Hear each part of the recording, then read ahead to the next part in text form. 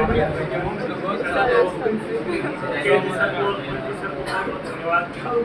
कि इन्होंने भी पूरा अपना 100% दिया, जिसकी वजह से आज आप लोगों का पेपर अच्छे हुए। ठीक है ना। दूसरा, आपको हम साल भर बहुत सारी चीज़ें बताते गए का, ठीक है ना। या हमारे को डांटना था डाटा, लेकिन वो हमारा भी बस था डांट। तो और मैंने शुरू से आपको कहता हूँ कि 12th क्लास आपका एक बेस है। अब यहाँ से आपकी लाइफ शुरू होगी। इस लाइफ को ये अगले 4-5 साल डिसाइड करेंगे कि आपकी लाइफ का स्टेटस क्या होगा, आपको किस लेवल पे जाना है। ये अगले 4-5 साल ही होंगे। इसी में देखो आपके दो रास्ते मिलेंगे आपको, एक पॉजिटिव ट्रैक पे ले जाएगा, एक नेगेटिव ट्रैक पे ले जाएगा। नेगेटिव की तरफ बढ़ोगे तो आप अपनी लाइफ को बर्बाद करोगे। मैंने आपको क्लास में एक बार कहा, देखो जो इस पृथ्वी पर जन्म लेता है वो अपना जीवन तो जीता ही है। कीड़े मकोड़े होते हैं वो भी अपना जीवन जीते हैं। ठीक है ना। तो अब आपको संघर्ष वाली जिंदगी जीनी है तो ये आपका डिसीजन होगा। और एक लचीलीनेस, मैंने आपको हमेशा डॉक्टर का एक एग्जाम्पल देता हूँ आपको है, वो 1 घंटा अगर पैसा देकर 24-23 घंटे काम नहीं करे तो भी उसकी लाइफ बेटर लाइफ वो जी सकता है। तो ये अब आपको डिसाइड करना है, ये अगले 4-5 साल ही डिसाइड करेंगे कि आपकी लाइफ कैसी है। तो उसकी शुरुआत अभी से है। अब आपके एग्जाम हो गए तो आपको फ्री नहीं बैठना है, तुरंत जो भी आपको अगला स्टेप उठाना है उसके लिए अपना डिसीजन लो, मेरे को क्या करना है, और उसी पे अभी से फोकस करो तो आपकी लाइफ अच्छी बनेगी। इसके लिए मैं 3 छोटी से आपको कहानी सुनाता हूँ। ठीक है। पहली कहानी ये है, एक बच्ची थी साइंस की अपनी, ठीक है ना। वो एक दिन अपने पापा के पास जाती है, तो पापा मैं फिजिक्स पढ़ती हूँ तो केमिस्ट्री भूल जाती हूँ, केमिस्ट्री पढ़ती हूँ तो बायोलॉजी भूल जाती हूँ, बायोलॉजी पढ़ती हूँ तो मैथ्स में समस्या आ जाती है। CBSE की 4 सब्जेक्ट है, ठीक है। तो मैथ्स में प्रॉब्लम आ जाती है, कुछ अब मैं पढ़ना नहीं चाहती। उसके पापा थे कुक थे, होटल के बहुत बड़े कुक थे। तो अपनी बेटी को अपनी होटल के किचन में ले जाते हैं और किचन में ले जाके बेटी को कहते हैं बेटी 3 स्टॉप है, इसको स्टार्ट कर। बेटी क्या है, मैं तो पापा कह रहे मेरे को पढ़े छोड़नी, पापा मेरे को ऐसे खाना बनाना सिखाएंगे इसका चाहिए। तो ये क्या पापा क्या जैसे करता है, तो 3 स्टोव जलाते हैं। फिर पापा उसको कहते हैं तीनों के ऊपर एक भगोला रखा, तीनों पे भगोला रखा, तीनों के अंदर पानी डाला और उसको 5 मिनट तक उबाल दें। 5 मिनट तक वो पानी उबला।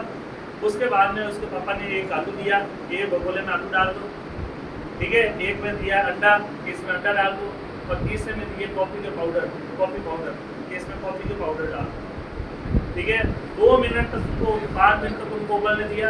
फिर पापा ने कहा आलू को बाहर निकालो, अंडे को भी बाहर निकालो और कॉफ़ी के पाउडर के वो बाहर निकालो। आलू बाहर आ गया, अंडा भी बाहर आ गया, कॉफ़ी के पाउडर बाहर आएंगे क्या? अब पापा ने कहा उस आलू को दबाओ, दबाया तो वो पिचक गया। अंडे को दबाओ, अंडा नहीं दबा। तो उसको पापा ने बताया देखो बेटा ये आलू, अंडा और कॉफ़ी का पाउडर तीनों के लिए कंडीशन सेम थी, तीनों के लिए वही पानी था, वही ताप था, तीनों को समान परिस्थितियाँ मिली। लेकिन एक आलू जो पहले कठोर था वो अब कमजोर हो गया। पहले क्या था? कठोर, अब कमजोर हो गया।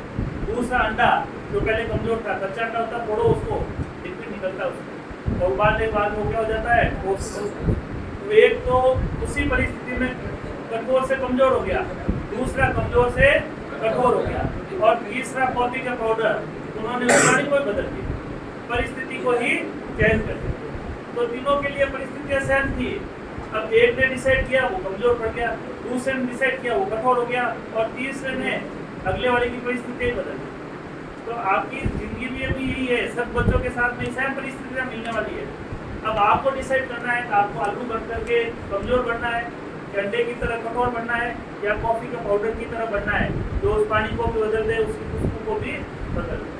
आपको अब ये डिसाइड करना है कि आपको बनना है, ठीक है। अब वो आप डिसाइड करो कि आपको क्या बनना है। परिस्थितियां सबके लिए बराबर रहेगी। अपन कोस्ट रहता है भगवान ने मेरे को ये व्यवस्था नहीं दी, मेरे ये नहीं किया, सबकी परिस्थितियां ऐसी कैसी होती है। अब उस परिस्थितियों का सामना करके संघर्ष जो करता है तो आगे बढ़े। दूसरी कहानी है आप अपनी कीमत समझो। कई बार होता है अपन प्रिपरेशन करते हैं, घबरा जाते हैं कि वो मेरे से ज़्यादा पढ़ रहा है, डिप्रेशन आ जाता है।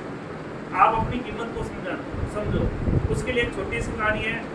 एक आदमी महात्मा बुद्ध के पास गया और जाके बोला कि महात्मा जी मेरे को बताओ मानव मूल्य की कीमत क्या है।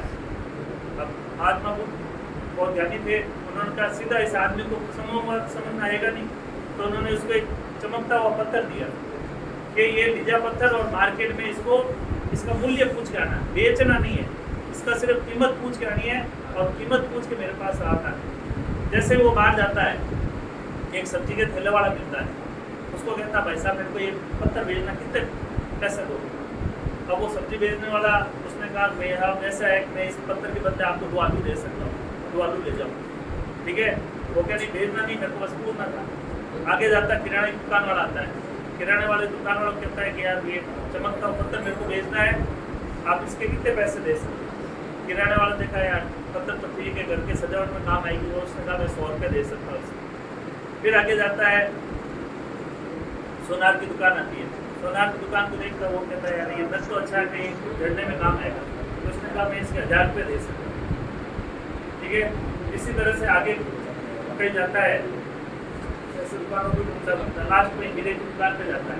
हीरे की दुकान वाला देखता है कि यार ये तो वो बेशकीमती पत्थर है, तो वो हीरे वाला उसका जानकार होता है, वो कहता है भाई ये तो करोड़ रुपए का हीरा है, मैं तो इसकी इतने पैसे मैं नहीं दे सकता। उसने कहा पैसा मेरे को बेचना नहीं, इसकी वो यूँ घूमता घूमता कई जगह से पूछ के आता है। महात्मा जी कहता है कि महात्मा जी किसी ने तो इसके 100 रुपये बताए, किसी ने 1000 बताए, किसी ने 500 बताए, किसी ने कहा 1 किलो गोभी आलू दे सकता हूँ या 1 किलो शक्कर दे सकता हूँ, किसी ने क्या बताया। लास्ट में इस हीरे वाले ने कहा कि ये तो करोड़ों रुपये का है, अमूल्य है, ठीक है ना।